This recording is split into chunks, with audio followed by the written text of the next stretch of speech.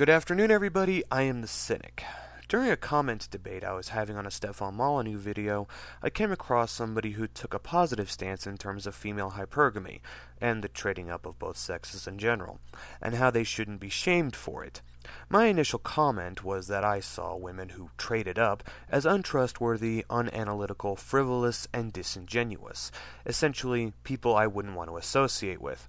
His stance was that it should be encouraged that women trade up. After all, settling for a mediocre or even an abusive relationship isn't something anyone would want to do, right?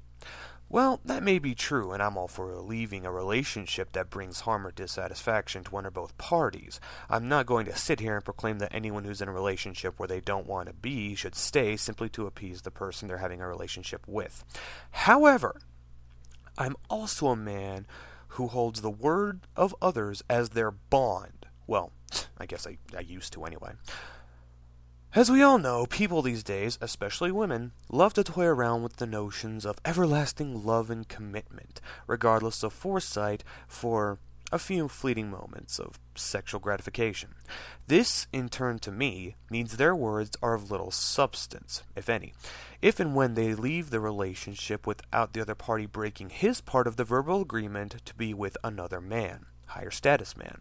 In essence, it isn't so much about non-committed women leaving a shallow relationship where no promises were given to not trade up that I take issue with. All parties knew where they stood, boundaries were outlined, rules were established, and nobody feels taken advantage of. My issue with the women and men who give their words of commitment only to leave their partner when a better opportunity presents itself. Thus invalidating their own agreements for the sake of benefit. Some call it an entitlement issue. But when the agreement is that said entitlement shall be granted, it's not an issue, it's an obligation. Women who divorce are the worst of the worst in my eyes, and men as well, especially if there are kids involved and people being taken to the cleaners in divorce court. The contract clearly states, "till death do us part."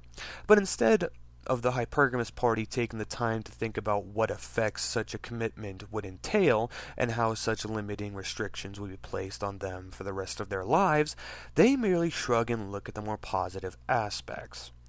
There are many who'd argue against me on the point of, people change over time. Maybe they don't feel the same way about their partner today that they did when they first got married 20 years ago.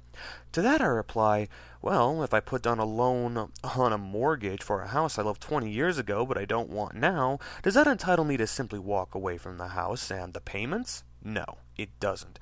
Bring children in the mix and you've essentially destroyed that child's life. The trauma of a divorce, especially among younger children, is quite pertinent. You only need to look up the statistics for that.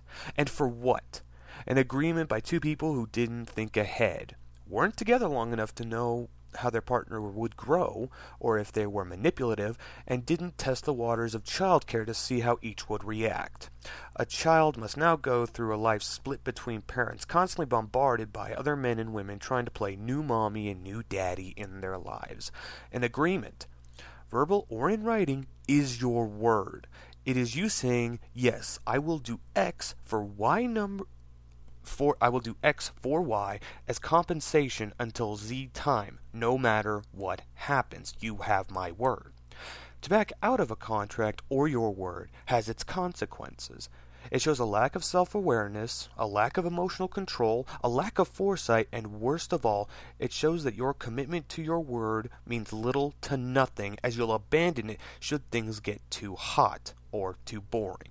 To conclude, say what you mean what you say, and don't make commitments to others unless you plan to follow through.